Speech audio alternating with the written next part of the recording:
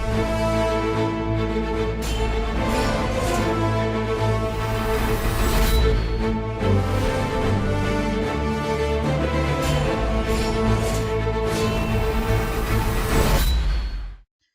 morning, good afternoon, wherever you are in the world. This is Ingram Jones, and I have, once again, world-class trainer Abel Sanchez. Abel, how are you?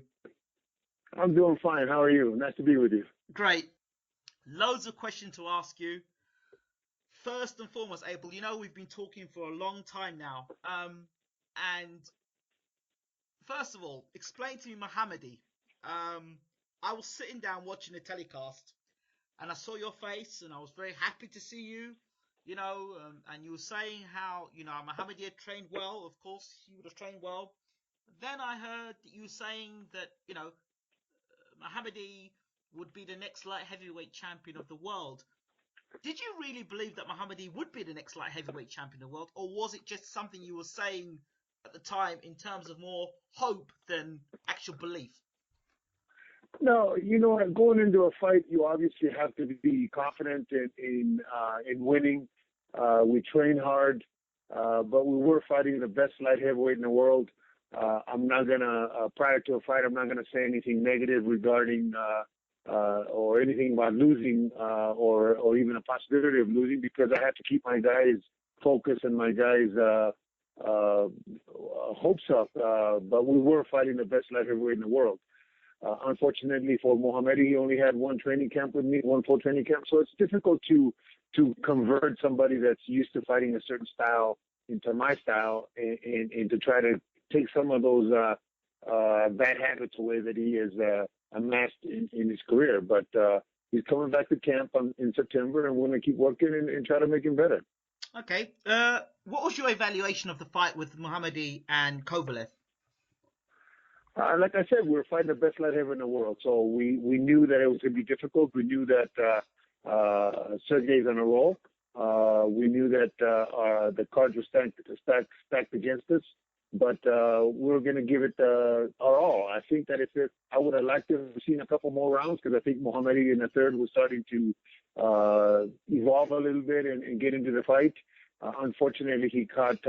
I don't think it was so much a thumb, but he just caught a very good shot in the eye, and it broke his eye socket. So the pain was so unbearable that what he said to me in the corner after was apologizing to me for not being able to continue, but the pain was just too unbearable. Okay, it's fair enough. Now, all through the telecast, throughout the telecast, I was watching this, they kept harping on the fact of, Abel Sanchez and Kovalev, they've got this very bad breakup, and Kovalev and Abel Sanchez. All I could hear through the commentary was Abel Sanchez, Kovalev, and it was Mohamed and Kovalev that were fighting. Was the breakup between yourself and Kovalev that bad, or is it just media hype there? No, absolutely not. It wasn't bad. It was just a way to, I guess, hype up the fight, making it. Maybe they thought that the matchup between Mohamed and Kovalev was not good enough, maybe, and they're trying to make it, like I said, more of a thing between Sergey and I. But no, this is business. We go in there with the intentions of winning. We go in there regardless of who we go in there against. I'm going to prepare my guy to beat the guy that's in front of us. If we can't this time, we're going to prepare to hopefully do it the next time. But there's no animosity on my part anyway. I trained him for about a year and a half and eight wins, 8 knockouts. So I'm proud of what we've done. I'm proud that he's doing so well, because I have something to do with it. Oh, absolutely, and you've made it quite clear, because I know a lot of people like to go back and talk about that situation with GGG and Kovalev, and you said the last time I spoke to you, very clearly you said, look, this is when this guy had 8 fights. This guy has moved on so much since those 8 fights. But people still going, oh, well, GGG and Kovalev. But like I said, you were very honest and open and said, look, this is what it was then. It might not be that case now, but this is what it was at that particular time. Oh, absolutely. When he first started with me, he had 9 fights. By the time he started with me, Gennady was already world champion. And it just wasn't fair to compare a young man with 8, 9 fights sparring with a silver medalist who had a great amateur career, 350 amateur fights, and and a kid that was just beginning. And I think by then Gennady had like 20-some fights. So all that is part of gym lore and sparring that Gennady had with many guys that he dominated, but he dominated because of his experience or because of where he was at. Okay, let's move on. Let's talk about the next fighter. You were in the UK recently, and unfortunately I was in Ireland. I couldn't get across, but I would love to meet you face to face. But you're with Carson Jones, and I made a statement to a couple of my friends, boxing friends across Twitter. I said, I don't want to ever see Carson Jones's face again in the UK. But before I even go on to that, I want to go back a bit. How long was Carson Jones in camp with you? Well, the last fight that I had with him was back when the first Kell Brook fight, right, that I really trained him in a training camp. Yeah. And then I helped him in the draw that he had. But unfortunately for him, he was with some people that weren't very good for him. So I disassociated myself with him, which was a couple of years ago. He called me up before this fight. He was in camp probably 6.5, 7 weeks. But it was difficult to bring back that Carson Jones that I had with Kell Brook, because he had 2 years of not only he had fights, but inactivity as far as I'm concerned, as far as the proper training and the proper taking care of himself and proper discipline. So we were trying to recapture that in a short period of time. Hopefully he comes back to camp, and I'm more than willing to help anybody that's willing to work that I've worked with before, that's willing to put in the time. So if he's willing to do it, I'm willing to help him. But it was difficult recapturing, like I said, those times, because it had been 2 years. See, now, I've spoken to trainers beforehand. They've told me that what happens, or some fighters, what they do, they have their local trainer and they train with them for, say, 4 weeks or 5 weeks or 6 weeks. And then come the big fight, they get their star trainer and spend a week with that star trainer. And then it looks like that trainer's been with them all the time when they've actually been training for a week. Because ultimately, the fighter does the fighting, not the trainer. How does that work with yourself? Because does your reputation come first as a trainer, or does your lifestyle or having to live a certain way, or you have to pay bills, does that come first? Is it about reputation or financial gain for you? No, actually, it's never about the money. Right. Fortunately, right now, but even in the past, I'm a building contractor, so I'm not doing this because I'm going to get rich by it. But fortunately, right now, we have a young man named Golovkin who's providing the gym the notoriety and the money to be able to run it the way it needs to be run. Right. But I like to help. I like to help fighters that are willing to work and willing to put in the time, as Carson did in the past. Right. Carson is not the greatest fighter in the world. He's got a lot of determination. He's a tough kid, but he's not Floyd Mayweather. He's not Gennady Golovkin, but he's willing to work. So I'm willing to help. But for this fight, it was difficult to, like I said, to recapture those 2 years, because really he wasn't training with anybody before. In those 2 years, he was training himself. As he said, for the first Rose fight, he trained himself in Oklahoma. So it's things, you do things that you create bad habits from. You don't take care of your weight. You don't run as often as you should. There's nobody handling your career and making sure that you do the things that are necessary for you to get better. So for this fight, like I said, 6 to 7 weeks, it was difficult to recapture, but it wasn't like somebody else trained him and then he came to camp. So there's no blame by nobody else. The blame is that it was just difficult to get him back. But hopefully in a couple training camps we can. I'm confused because Carson Jones, if you look at the 12th round of that fight, he had energy to burn. He was passionate. He was throwing punches. He hurt Rose in the 12th round. And I was thinking, well, if he had done that earlier in the fight, he may have got a stoppage. And we may even be having this conversation now. Why was it in the 12th round he seemed to get it together, but yet in the middle half of the fight he wasn't doing much? Well, he like I said again, it's 2 years of doing things in the way that he wanted to do them. So in the fight, he started out very slow, started out very sluggish. Whether it be Rust at that level. Now, mind you, the last time that you saw him fight, he was stopping Rose, but he was stopping Rose in a controversial way. Right. Who knows how he would have looked if the fight would have continued. Right. Obviously, Brian got very ready for this fight. His coaches got him very ready. And Carson, Rose is on the rise, kind of, Carson on his way down. So by the time the 12th come around, or even in the middle of the fight, the last third of the fight, he started to get into a groove. He started to get into a rhythm, which only comes with preparation and comes with time in the gym. So this particular fight was not enough time in the gym. By the time we get to 2 or 3 training camps, I think he'll do more of the 12 in the beginning of a fight. Okay, that's fair enough. Finally, Gennady Golovkin. That's the thing that everybody tunes in to listen to. Abel Sanchez talking about Gennady Golovkin, obviously. So that's your star fighter. That's the guy that everybody wants to know about. The fight against Lemieux. And remember, I've been talking to you about this fight for ages. Let's make the fight happen. It's now happening. What are your thoughts? My thoughts are that I'm surprised that it is happening, but I'm thankful that Oscar and the Lemieux people are trying to make the best fights that are possible out there.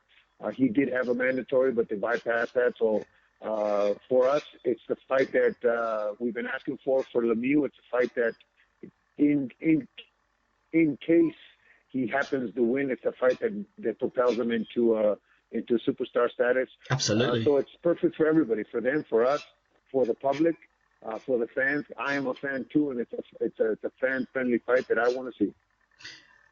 Lemieux comes with a big punch, and like I said with you before, we discussed beforehand, he comes with a mentality to want to knock you out. He only knows knockout. That's what he knows. But the one criticism about Lemieux is his chin. That's what people say, well, yes, he's a big puncher. Yes, he comes determined. But, when he gets it on the chin, do you see the fight that way, or do you see it more dangerous than that? No, I don't think that his chin is his problem. I think that in the past, his problem was stamina. Okay. He got hurt by Rubio after he completely gassed out. Right. He wasn't hurt before that. And Dom didn't hurt him, and he had a gas for the 12 rounds. Right. With Alcini, he was coming off of a devastating loss in his career, and I think mentally he wasn't prepared. Right. But if you look back on his fight, he really hasn't been hurt until he gasses out. So if they can fix that problem, I think he's a hell of a fighter. I think that he's got a great big punch, and he's attractive to the fans. Absolutely. And yes, absolutely. 2 big punchers going at each other. But I don't think, even though they're both big punchers, I don't think that it's going to be at the beginning anyway, where they're going to come out just bombing. I think that they're going to look at each other, and by the second round, we're going to have a heck of a barn burner. Do you have any concerns about this fight? Yes, that nobody gets hurt, and the fight happens when it's supposed to happen. It's very diplomatic of you, Abel. Yeah. You know why I say that? Because both guys are going to be training extremely hard. Yes. Both guys are going to be training so hard that things happen in the gym, and sometimes when you have this kind of fight, you tend to exaggerate your work in the gym because you think that you need to get ready for Superman. Both guys are fighting a tough guy, so I just hope that Lemieux. I know that I'm going to control my side. My fighter is a kind of fighter that listens to everything that is said to him, and he follows directions. I hope that Mark can control David and make sure that David doesn't go overboard and Mark has a hold of him, so that way the fight comes off on the 17th. Now, this is the step-up fight. You're aware of it. Gennady's aware of it. What do you do differently now that you're stepping up in class, as they say? Nothing really. It's a step up only in the view of pundits and fans and writers. For us, every fight is a step up. Every fight we do something different in the gym to make the fight in the future a lot easier or a lot better for us. So for us, it's just another fight in a progression of what we've been working on in the gym. It's just that nobody has been good enough to test Gennady and to bring those things out that we do in the gym on a consistent basis every training camp. So you're basically saying there's a lot more to come then? Oh, absolutely. We haven't seen the best of Gennady. We haven't scratched the surface. We're 75% of the Gennady that hopefully, if we get the challenges, we'll see. And I'm looking forward to it. Like I said before, as a fight fan, I'm looking forward to it also. Okay. And finally, to clear this all up, Bernard Hopkins, Carl Froch, Floyd Mayweather. We know Mayweather's now fighting Berto. Hopkins was being talked about to fight Gennady Golovkin, and Froch retired. So what was all that about? That whole Hopkins and Mayweather. Was there any seriousness in that, or was that just paper talk? No, the Mayweather talk that's Gennady has said from 2 years ago that Mayweather was his dream fight. Gennady's in a very big middleweight. Gennady comes into camp. He'll come into camp. In fact, when we see him in New York at the press conference, he'll be 170 pounds. So Right. He's not a big middleweight. So it wouldn't be difficult to drop down to 54. But to him, that's the fight that is his dream fight. As far as Hopkins is concerned, I think Bernard is always throwing things out there because he's looking for a challenge. If that fight is made, there's no reason why we would not accept it if HBO accepted it or our partner HBO would accept it. But I think that those fights are how we get measured. I think that Gennady will get measured by the great fighters that he fights. But they have to step into the ring, and if Hopkins is willing to do it, then that's one of them. But nobody else seems to.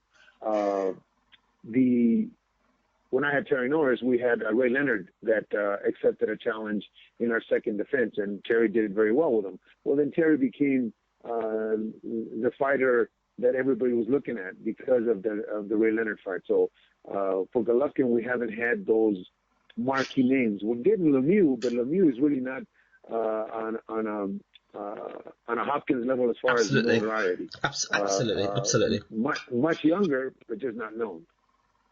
And Andre Ward? Andre Ward, they've talked to Andre, but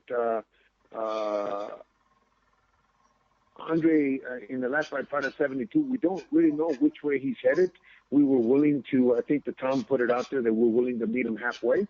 Right. Just like we're willing to go down for Mayweather, we're willing to go up halfway for Andre. Andre has always had his way in all his fights, as in Dawson bringing him down to 68, as in Dan Goossen doing a magnificent job getting him all the fights in his town, in his home.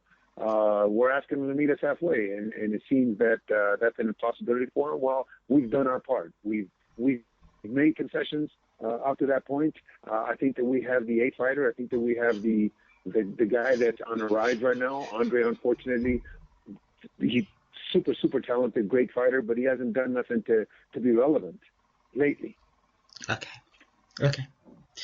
Abel Sanchez, thank you once again for talking to Bayloric TV. It's really great talking to you, and thank you for giving us the opportunity. Thank you very much for having me. It's been fun. I appreciate it. Thank you so much, Abel. Bye-bye. Bye-bye.